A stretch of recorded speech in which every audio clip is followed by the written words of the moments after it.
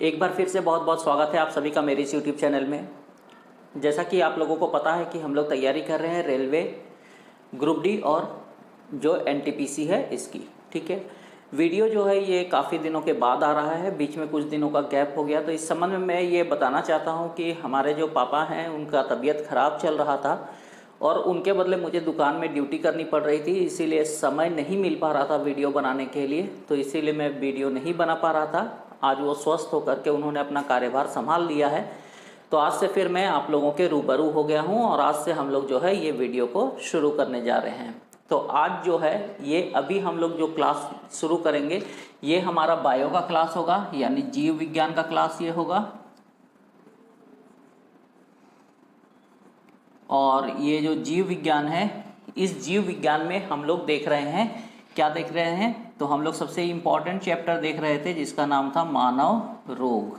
ठीक है, पिछले क्लास में जो है हमने मानव रोग में वायरस जनित रोग यानी वायरस से होने वाली बीमारियों को देख लिया था। आज के क्लास में हम लोग देखेंगे बैक्टीरिया यानी जीवाणुओं से होने वाले रोग। तो आज हम लोग देखेंगे जीवाणुओं से होने वाले रोग। तो बिना टाइम को वेस्ट किए हुए हम लोग शुरू करते हैं जीवाणु यानी बैक्टीरिया से होने वाले रोगों को। तो चलिए शुरू करते हैं आज का अपना क्लास।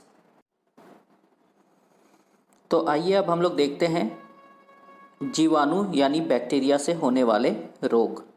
ये जो बैक्टीरिया से होने वाले रोग होते हैं इनको आप अच्छे से देखिएगा क्योंकि परीक्षा के दृष्टिकोण से ये काफ़ी महत्वपूर्ण है। ठीक है, तो इसमें सबसे पहले हम लोग जो है ये देख लेते हैं कि बैक्टीरिया क्या होते हैं।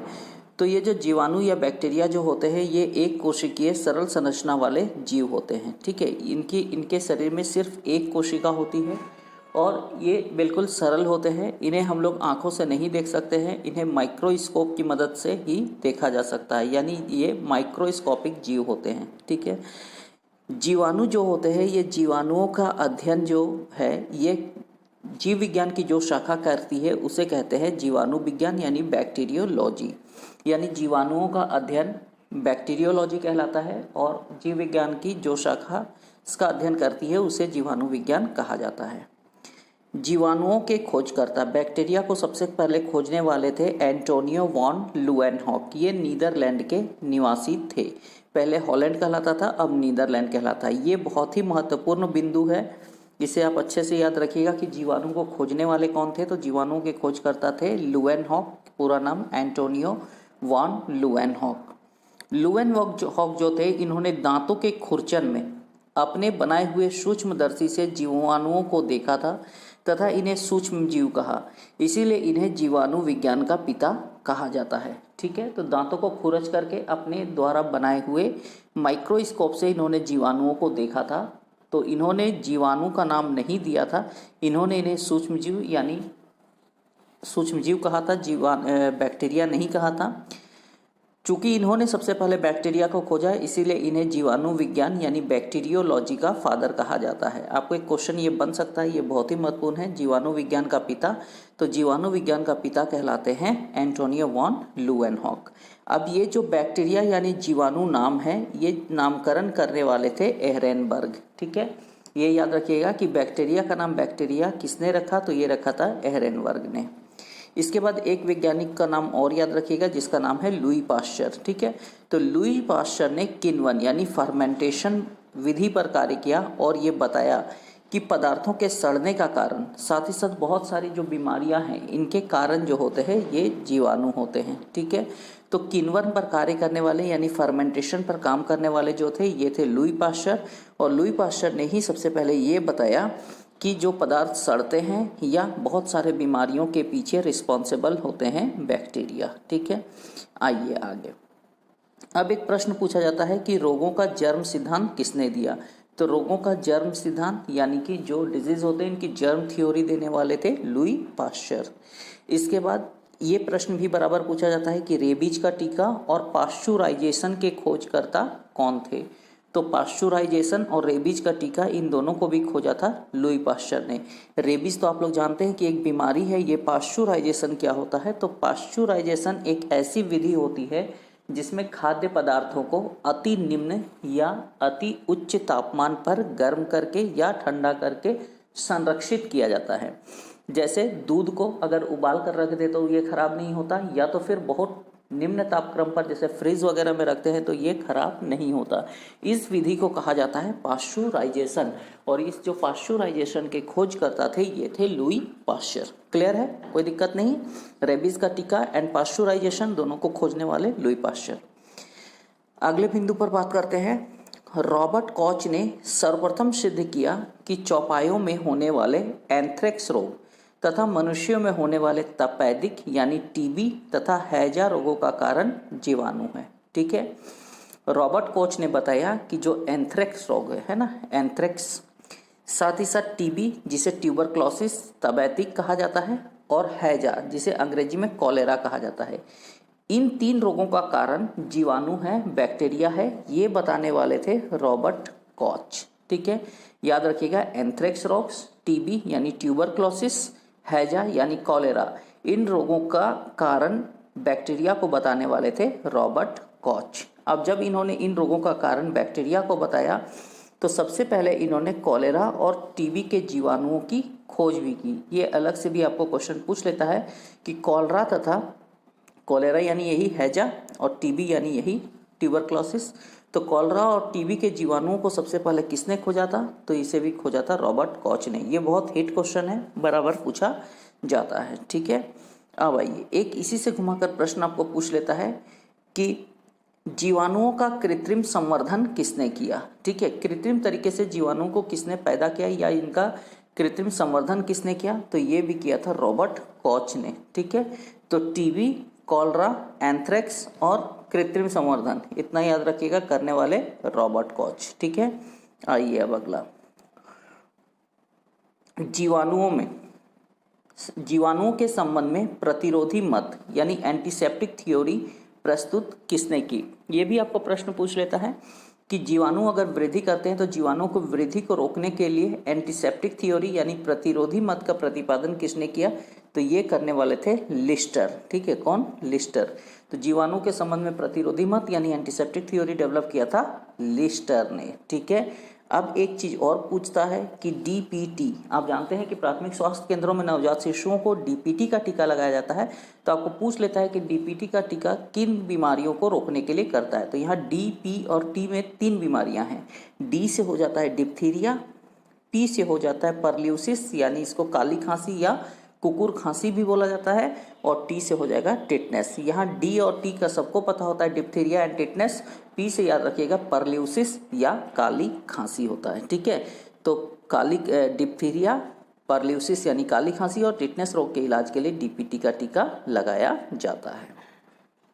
अब यहाँ पे एक मैंने चार्ट बनाया हुआ है, इस चार्ट में आपको विभिन्न प्रकार के बैक्टीरिया से होने वाली बीमारियाँ, उनसे मानव शरीर का कौन सा अंग प्रभावित होता है और किस बीमारी के लिए कौन सा बैक्टीरिया रिस्पॉन्सिबल है, उनके नाम दिए गए हैं। ये प्रश्न पूछता है, ये थोड़ा हार्ड हो जाता है, लेकिन फिर भी एक दो बार आप पढ़ लीजिएगा तो एग्जाम में आप आसानी से गैस करके आंसर दे सकते हैं।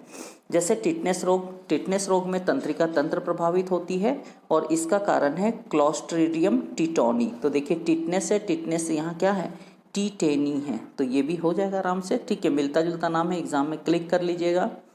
दूसरा है हैजा यानी वही कॉलेरा, तो इससे आंत प्रभावित होती है और इसका जो जनक है, जो बैक्टीरिया है, वो है विब्रियो कॉलेरी, इसे कॉलेरा कहा जाता है।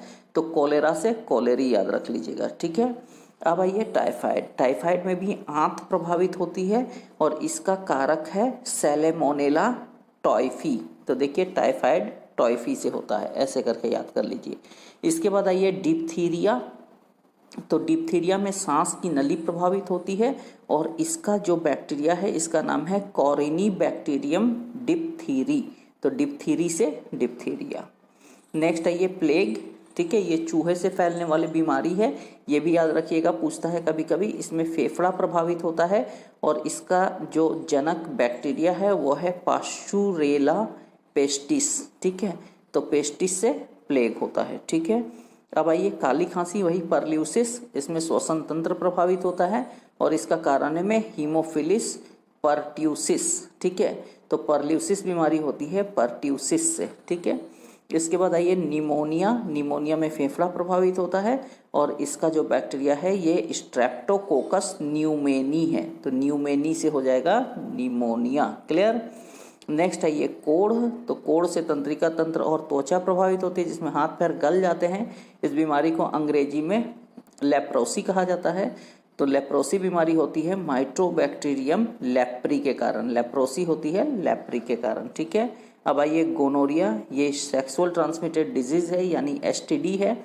इसमें मूत्र मार्ग प्रभावित होता है और इसका जो बैक्टीरिया है यह है निसेरिया गोनेरी। क्लियर। अब आइए क्षय रोग। क्षय रोग यानी यक्ष्मा। ठीक है। इसी को हम लोग टीबी भी बोलते हैं। तो इसका कारण है, टीबी का फुल फॉर्म भी कई बार पूछता है, तो ट्यूबरक्लोसिस मैंने डिस्कस किया था ऊपर। इसमें श्वसन तंत्र प्रभावित होती है और इसका जो बैक्टीरिया है यह है माइक्रोबैक्टीरियम ट्यूबरक्लोसिस। ठीक है। तो ट्यूबरक्लोसिस बैक्टीरिया से ट्यूबरक्लोसिस यानी क्षय रोग, यक्ष्मा या टीबी की बीमारी होती है। इसके बाद ये सिफिलिस। तो गोनोरिया की तरह ये भी एसटीडी यानी सेक्सुअल ट्रांसमिटेड डिजीज यानी यौन संचरित रोग है। इसमें भी शिशन प्रभावित होता है यानी नर का जननांग प्रभावित होता है और इसका जो बैक्टीरिया है इसका नाम है ट्रेपोनीमा पैलिडम। ठीक है। तो इसका बैक्टीरिया का नाम याद रखिएगा, ट्रेपोनीमा पैलिडम। तो ये हो गए कुछ बैक्टीरिया से होने वाले प्रमुख रोग, उनसे प्रभावित होने वाले अंग और बैक्टीरिया। तो इसे आप थोड़ा सा ध्यान देकर 2-3 बार पढ़ लीजिएगा या वीडियो को देख लीजिएगा तो आपको समझ में आ जाएगा। आइए अब आगे चलते हैं। ये जो पॉइंट्स हैं ये काफ़ी महत्वपूर्ण है, इनको ध्यान से सुनिए आप। ठीक है। भोजन की विषाक्तता, आपने एक टर्म काफ़ी सुना होगा, फूड पॉइजनिंग। ठीक है। तो फूड पॉइजनिंग का कारण है, फूड पॉइजनिंग का कारण कौन सा बैक्टीरिया है, तो यह है सैलेमोनेला बैसिलियाई। ठीक है। तो सैलेमोनेला बैसिलाई जो है इसके कारण फूड पॉइजनिंग होती है। नेक्स्ट है जीवाणु जनित रोगों के उपचार के लिए किस औषधि का उपयोग किया जाता है, ये बराबर पूछता है। तो याद रखिएगा बैक्टीरिया द्वारा होने वाले रोगों के उपचार के लिए सल्फा ड्रग का यूज किया जाता है। ठीक है। सल्फा ड्रग जो होता है ये संश्लिष्ट औषधियों का समूह है, संश्लिष्ट औषधि है जिसमें गंधक यानी सल्फर विद्यमान होता है। याद रखिएगा कि सल्फा ड्रग में सल्फर यानी गंधक विद्यमान होता है और ये एक कैसी औषधि है, तो संश्लिष्ट औषधि है। सल्फर ड्रग में शामिल कौन कौन सी औषधियां हैं, तो सल्फर ड्रग जो है ये संश्लिष्ट औषधियों का समूह है। इसमें 3 औषधियां सल्फोनामाइड, सल्फामेराइजन और सल्फाडाइजिन आदि इसमें शामिल हैं। ये अगर आप नहीं भी देख रहे हैं तो ये चलेगा, लेकिन ये पॉइंट और ये पॉइंट इंपॉर्टेंट है कि जीवाणु जनित रोगों के उपचार के लिए सल्फर ड्रग का इस्तेमाल होता है और सल्फर ड्रग एक संश्लिष्ट औषधियों का समूह है जिसमें सल्फर विद्यमान होता है। आइए, सर्वप्रथम खोजी गई सल्फा ड्रग यानी सल्फा औषधि का नाम जो था ये था प्रोंटोसिल और ये 1932 में खोजी गई थी। ये एग्जाम के लिए महत्वपूर्ण हो सकता है। ठीक है। नेक्स्ट आइए, ब्रॉड स्पेक्ट्रम एंटीबायोटिक्स। ठीक है। तो एक और एंटीबायोटिक्स है जो जीवाणुओं की वृद्धि को रोकती है, इसका नाम है ब्रॉड स्पेक्ट्रम एंटीबायोटिक्स। ऐसी औषधियों का समूह है जो जीवाणु जनित सभी प्रकार के रोगों के प्रति प्रभावी होती है। ठीक है। तो इसको भी याद रखिएगा कि ब्रॉड स्पेक्ट्रम एंटीबायोटिक जो है ये औषधियों का समूह है जो विभिन्न प्रकार के, चाहे कोई भी बैक्टीरिया हो, इससे होने वाले बीमारियों के प्रति ये काम करती है। ठीक है। और इसका एक एग्जाम्पल है क्लोरोनाइट्रोमाइसिन। ठीक है। तो क्लोरोनाइट्रोमाइसिन कैसी दवा है, तो ब्रॉड स्पेक्ट्रम एंटीबायोटिक्स, और इसका उपयोग सभी प्रकार के जीवाणुओं से होने वाले रोगों में किया जाता है। क्लियर हो गया, कोई परेशानी नहीं है।